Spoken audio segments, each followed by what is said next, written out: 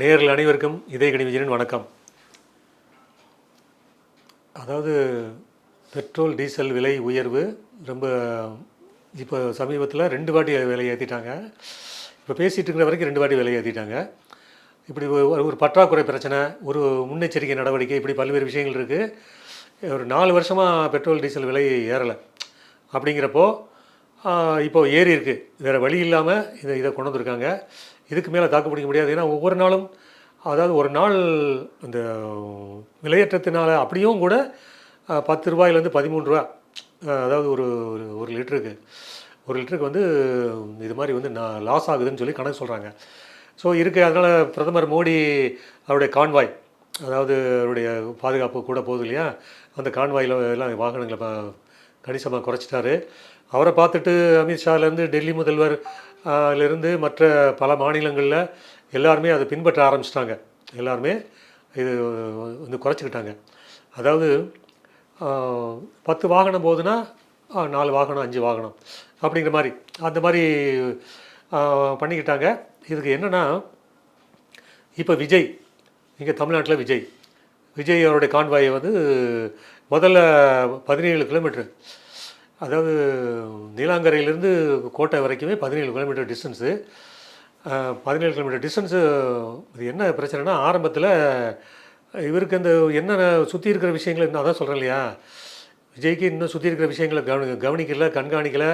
அது வந்து உணரலைங்கிறது. ஆனால் தாமதமாக உணர்றாரு. அது எப்போவுமே அது இருக்கணும். அந்த உணர்றது வந்து எப்போயும் உணர்வுங்கிறத இந்த நேரத்தில் சொல்கிறான். அதாவது கான்வாய் போகிறதுல மக்கள் பாதிக்கப்பட்டார்கள். போக்குவரத்து நிறுத்தப்பட்டது. அங்கங்கே ஜனங்க போக்குவரத்துக்காக காத்திருக்க வேண்டியது, பல்வேறு பணிகள். அது கால நேரத்தில் அவர் காலையிலே சீக்கிரம் கிளம்பிடுறார். கோட்டைக்கு டான்னு 10 மணினா 9-9:30 மணிக்கு போய் சேர்ந்துடுறார். அது மாதிரி ஈவினிங் ஒரு 5 மணிக்கு அங்கேருந்து திரும்பி ரிட்டர்ன் வந்துடுறார். ஸோ அவர் நேரத்தை அவர் பார்த்தார். ஒரு முதலமைச்சராக தன் கடமையை நிறைவேற்றுங்கிறத அந்த நேரத்தை பார்த்தார். மக்களோட நேரத்தை அவர் யோசிக்கலை முதல்ல. ஸோ அதனால் என்னென்னா, அந்த நேரம் காலையில் எல்லாருமே அலுவலகம் போகிறது, அவங்கவுங்க பள்ளிகளுக்கு போகிறது, கல்லூரிகள், இப்படி எல்லாமே அந்த ஒரு நேரம் ஒரே நேரத்தில் எல்லாருமே அப்படி புறப்படுகின்ற வேலைகள். நீலாங்கரையிலேருந்து அந்த பீச் ரோடு வழியாக கோட்டை வரைக்குமே அந்த பாதிப்புகள் ஏற்பட்டது. அந்த ஏற்பட்டது கொஞ்சம் சமூக வலைத்தளங்கள் இதை பற்றி வர ஆரம்பிச்சது. கொஞ்சம் சில பேர் சொல்லியிருக்காங்க. இதெல்லாம் பார்த்தோன்னே கொஞ்சம் உணர்ந்தார். அப்புறம் என்ன பண்ணாங்கன்னா, அது டியூன் லைன் சொல்லுவாங்க. டியூன் லைன், அதாவது 2 போகிறது வர்றது, அதில் வந்து ஒரு வழியே போகிறது மட்டும் பயன்படுத்திக்கிட்டு வர்றதில் பொது போக்குவரத்தை அனுமதிக்கிற அந்த ஒரு வேலையை பண்ணாங்க. அது ஏற்கனவே ஜெயலலிதா பீரியடில் இருந்தது. அந்த டியூன் லைனுங்கிறது ஒரு வழியில் போகிறது, முதல்வரும் அவருடைய வாகனங்களும் போகிறது, திருப்பி ரிட்டர்ன் இருந்து அந்த மறுபக்கத்தில் மற்ற வாகனங்கள் எல்லாம் போகிறதுக்கு அனுமதிக்கிறது. இப்படி ஒரு விஷயத்துக்கு இறங்கி போய் இப்படி நடந்துக்கிட்டு இருக்கு. ஆனால் கான்வாயில் வாகனங்கள் குறைவாக நடந்ததில்லை. ஏன்னா இவருக்கு Z+ பாதுகாப்பு கொடுக்குறாங்க. ஸோ அந்த வாகனங்களுக்கு உண்டு, அதிகம் உண்டு. ஸோ இப்படி கிட்டத்தட்ட ஒரு 10 வாகனங்கள் இருக்குதுன்னு வச்சுக்கோங்க, ஒரு தோராயமாக. அது 10 வாகனம் இருக்குதுன்னா, ஜெயலலிதா பீரியடில் இதே மாதிரி 10 வாகனம் தான் முதல்ல போச்சு. அவங்க ஆரம்பத்தில் அவங்களுக்கு இந்த விஷயங்கள்லாம் புரியல. இந்த போக்குவரத்தை நிறுத்துறது வந்து ஆரம்பித்தது கருணாநிதி. அவருக்கு என்ன பிரச்சனை இருந்தது என்னன்னு தெரியல. அது ஒரு சுகம், பதவியில் இருக்கிறது சுகம்னா, இது மாதிரி போக்குவரத்துன்றது ஒரு சுகமாக அவர் நினைக்க ஆரம்பிச்சிட்டார். அவர்னால் அந்த போக்குவரத்து எங்கெல்லாம் பயணம் பண்ணுறாரோ அங்கெல்லாம் போக்குவரத்து நிறுத்தப்பட்டது.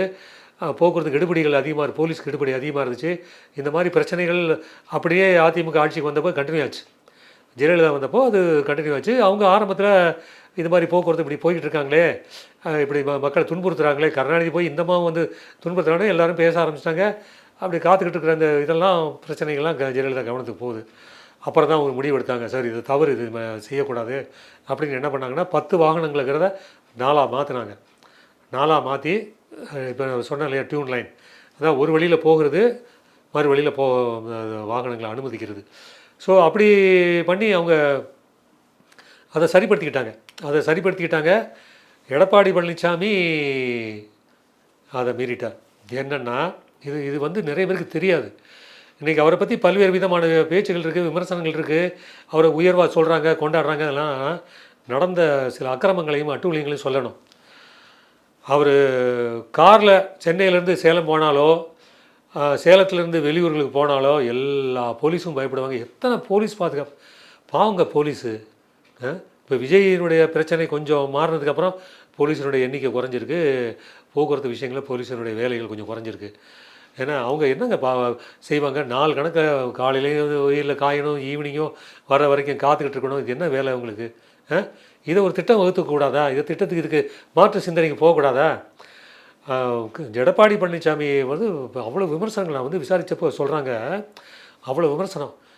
வெளியே காரில் போகிறாரு அப்படின்னாலும் ஃப்ளைட்டில் போனால் நிம்மதியாக இருக்குமே, காரில் போனாலும் நிம்மதி போச்சே. ஏன்னா சேலம் டு சேலம், இது சென்னை டு சேலம் வரைக்கும் இந்த தூரத்தை கணக்கிட்டு போகிறேங்க. எல்லா இடங்களையும் போலீஸ் பாதுகாப்பு, எல்லா இடத்துலையும் போலீஸ் பந்தோபஸ்து, போக்குவரத்து அவருக்கு வரும்போதெல்லாம் போக்குவரத்தை நிறுத்தணும். அதுக்கப்புறம் அவர் போய் சேர்ற வரைக்கும் எல்லாம் அதில் உயிரை கையில் பிடிச்சிட்டு இருக்கிற மாதிரி ஒரு நிலைமை. அது ஒரு விஷயம் சொன்னாங்க, அதாவது நாகப்பட்டினத்துலேருந்து திருவாரூர் வரணும். அவர் காலையில் 8 மணிக்கோ 9 மணிக்கோ கிளம்புறாருன்னு சொல்லிவிட்டு இந்த வழியெல்லாம் நாகப்பட்டினம் டு, அதாவது சிஎம்மாக இருக்கும்போது, எடப்பாடி பழனிசாமி சிஎம்மாக இருக்கும்போது நான் சொல்கிறது, திருவாரூர் வரைக்கும் போக்குவரத்துனா கடைகள் அடைச்சிட்டாங்க. இவர் போகிற வழியெல்லாம் கடைகள் அடைச்சி போட்டாங்க, கடையை திறக்கக்கூடாதுன்னு அடைச்சிட்டாங்க. அவர் வருவார்னு பார்த்தா 9 மணிக்கு வரல, 10 மணிக்கு வரல. அவர் வந்ததே 3-4 மணிக்கு தான் வர்றார். அது வரைக்கும் கடைகள் திறக்கப்படலை, எல்லாம் போகின்ற வழி பூரா கடையெல்லாம் அடைச்சிட்டாங்க. என்ன அவருக்கு யாருங்க எதிர்ப்பு இருக்குது? அவருக்கு என்ன இது இருக்குது? என்ன பந்தா, என்ன இந்த அட்டூழியம்? அந்த அட்டூழிக்கு தான் இந்த 3வது இடத்துக்கு தள்ளி விட்டுருக்காங்க. இவரை போன்ற நிர்வாகிகள், இவரை போன்றவர்கள் கட்சியிலும் இருக்கக்கூடாது, ஆட்சிக்கும் வரக்கூடாது. இதை மக்கள் உணரணும். அவ்வளோ அட்டூழியம் பண்ணியிருக்கார். அதாவது இன்னொரு விஷயம் நான் அப்சர்வ் பண்ணிக்கிட்டே இருப்பேன் என்ன நடக்குதுன்னு. அதாவது ஒரு தடவை தேனிக்கு அவர் போகணும், எங்கே சேலத்துலேருந்து தேனிக்கு போகிறாருங்க. அந்த ரூட்டு முழுக்க டிராஃபிக் ப்ராப்ளம். ஒவ்வொரு ஊர்லேயும் ஃபோன் பண்ணி கேட்டால் சொல்லி குதிக்கிறாங்க எல்லாருமே. இதெல்லாம் வெளியே வரலங்க, இந்த மேட்டர்லாம் வெளியே வரல. இதெல்லாம் ஊடகங்கள் வெளிப்படுத்தியிருக்கணும். ஊடகங்கள் எல்லாம் செம்மறியாட்டு கூட்டம் மாதிரி, அதாவது ஜாலரா போட்டுக்கிட்டு அதுக்கு என்ன காரியம் பண்ண முடியுமோ அதை தான் செய்கிறாங்க. அவ்வளோ அட்டூழியம் நடந்திருக்கு. சேலம் டு தேனி வரைக்கும் அவ்வளோ பிரச்சனைகள், அவ்வளோ தூரம் போக்குவரத்து நிறுத்தப்பட்டது, போக்குவரத்து போலீஸுக்கு பிரச்சனை, போலீஸ் பந்தோபஸ்து, ஆயிரக்கணக்கான போலீஸ் பாதுகாப்பு. என்ன ஒரு மகத்தான தலைவர், என்ன ஆளுமை இருக்குது, என்ன பண்பு இருக்குது, என்ன குணம் இருக்குது இவர்கிட்ட? எதுவுமே இல்லை. இப்படிப்பட்டவர் மீண்டும் வரக்கூடாது, எதுலையுமே வரக்கூடாதுங்கிறத இந்த சந்தர்ப்பத்தில் நம்ம தெரிவிச்சுக்கிறோம். இதெல்லாம் விஜய் தெரிந்து கொள்ள வேண்டும். கடந்த காலத்தில் இப்படி அதாவது துஷ்பிரயோகம் செய்யப்பட்டிருக்கிறது அதிகாரம். அந்த அதிகாரம் துஷ்பிரயோகம் திருப்பி இவருடைய ஆட்சியில் வரக்கூடாது. அவர் ஆட்சி சரியான முறையில் இருக்கணுங்கிறது தான் எல்லோரும் உணர வைக்கணும். அவருக்கு எல்லோரும் புரிய வைக்கணும். அந்த நிர்வாகத்தை அவருக்கு புரிய வச்சு அந்த நிர்வாக சீர்திருத்தங்கள் நடைபெற வேண்டும் என்று இந்த நேரத்தில் கேட்டுக்கொள்கிறேன். நன்றி, வணக்கம்.